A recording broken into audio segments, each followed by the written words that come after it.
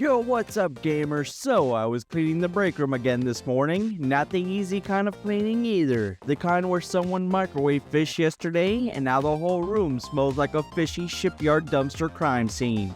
So I'm emptying the trash next to the coffee machine, and I find this old printout crumpled up in the bin. It's a Steam wishlist chart, and sitting right at the top is a game called The Day Before. At one point, it was the most wishlisted game on the entire platform. According to the trailers, this thing was supposed to be every zombie fan's dream. A huge survival experience set in abandoned cities with scavenging, player encounters, vehicles, and long-term survival mechanics. Think the tension of Escape from Tarkov, the scale of The Division, and the survival chaos of DayZ. It sounded massive, but here's the part that stopped me in my tracks.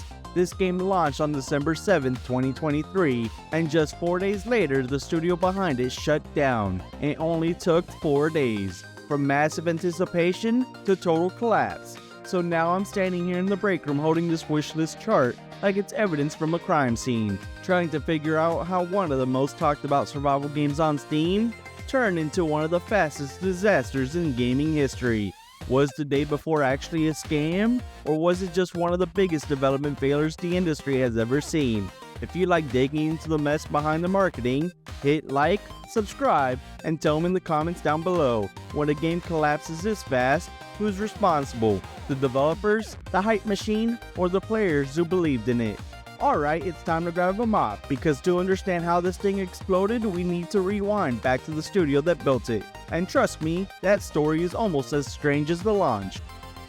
Before the trailers and the hype, there was a small developer called Fantastic. The studio was founded in 2015 in Yakutia, Siberia by two brothers, Edward and Isaac Goltosov. This wasn't their first project. Before The Day Before, they released several smaller titles including Dead Dozen, Radiant One, The Wild 8, and Prop Night. These games explored survival mechanics and multiplayer horror, but none of them were major hits. Fantastic looked like a small indie studio gradually experimenting in building experience, but the structure of the company raised some questions. At its peak, the team reportedly included 30 to 50 developers, and many contributors were described internally as volunteers. Some were junior developers, others worked on moderation, localization, or community support. The studio framed it as a collaborative development model.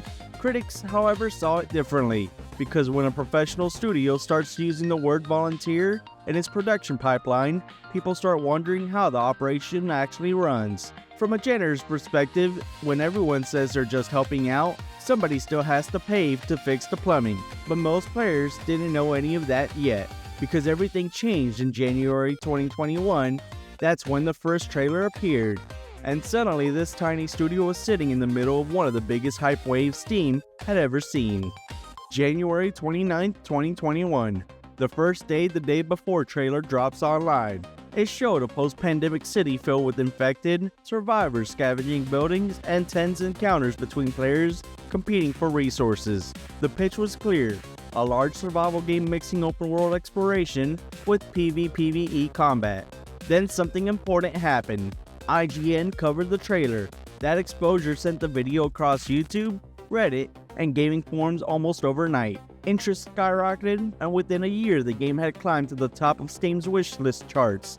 For a studio with only a few dozen developers, that kind of attention was extraordinary. It was like watching someone win the lottery and immediately start planning a mansion, because overnight expectations jumped from interesting indie project to this might be the next big survival hit.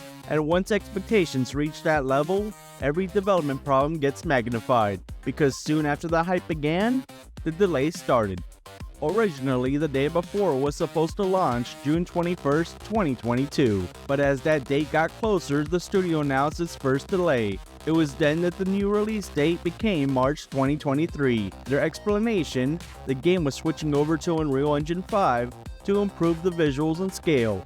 Now engine upgrades do happen in game development, but doing it mid-project is kind of like replacing the engine in your car while you're already driving down the highway. It's possible, just extremely stressful for everyone involved. Then things got weirder. The game suddenly disappeared from Steam. The studio claimed there was a trademark dispute over the name, which is already a pretty wild problem to discover 2 months before launch.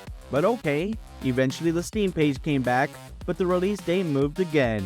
Now the game was targeting November 2023.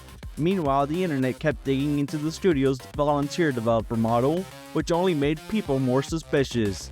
And then in early 2023, something really strange happened. A new gameplay video dropped online, and almost immediately, it got hit with the DMCA claim and removes. But before it vanished, viewers noticed something odd. The interface in the video looked less like a real game HUD and more like a calendar app someone dragged onto the screen, which immediately raised a new question. Was this actual gameplay, or a very expensive PowerPoint presentation pretending to be gameplay? At this point, the red flags were stacking up like unread emails on a Monday morning, but somehow the hype still didn't slow down, and that meant by the time launch day arrived, the pressure on this game was absolutely massive. By late 2023, the hype around the day before had reached full internet meltdown levels. The game was still sitting at number 1 on Steam's wishlist charts, which basically meant millions of players had it bookmarked like it was the next big survival game of the decade. New trailers kept dropping showing bigger environments, abandoned cities, survival encounters, and snowy urban streets that looked straight out of a zombie movie. The marketing made it sound like this game was going to be everything at once. Open world survival, PvP looting, base building, massive online world. Basically The Division, DayZ, and Escape from Tarkov all mashed into one giant apocalypse sandbox. But there was one detail people kept noticing. Almost no one outside the studio had actually played it. There were no big public demos, very few hands-on previews, and almost no long, unedited gameplay sessions shown to the public, which meant most of the hype was being built almost entirely on trailers and marketing footage. And if you've been around gaming long enough, you know that's usually the moment when the internet starts getting nervous, because eventually, the marketing has to collide with the actual game. And on December 7th, 2023, that moment finally arrived. When the day before finally launched on Steam, things went sideways almost immediately. First came the server queues. Players were stuck waiting just to log in, like it was a midnight console launch and everyone showed up at once. And the people who actually got into the game, they ran into a whole buffet of problems. We got crashes, animation bugs, performance drops, systems breaking. Basically the kind of launch where the patch notes are longer than the actual tutorial. But the biggest issue wasn't just technical, it was the game itself. Players quickly realized the experience didn't match what the trailers had been selling. Instead of a massive MMO-style survival game, the game felt more like a smaller looter shooter with limited systems and smaller maps, which meant the internet did what the internet always does when expectations crash into reality. Steam reviews started pouring in, and the rating dropped fast, all the way into overwhelmingly negative. But the clearest sign something was really wrong came from the player numbers, because the population started dropping almost immediately, and when an online game loses players on day 1, that's usually the beginning of a much bigger problem. So at launch, the day before briefly peaked at around 30,000 concurrent players on Steam, which sounds decent until you see what happened next. Within days, the number started falling, first under 10,000, then 5,000, then eventually under 1,000 players. For a multiplayer survival game, that kind of drop is basically the equivalent of the Office group chat going silent after someone says mandatory meeting. These kinds of games rely on active player populations to survive. You need player trading, fighting, looting, and interacting. Without players, the whole system starts to fall apart.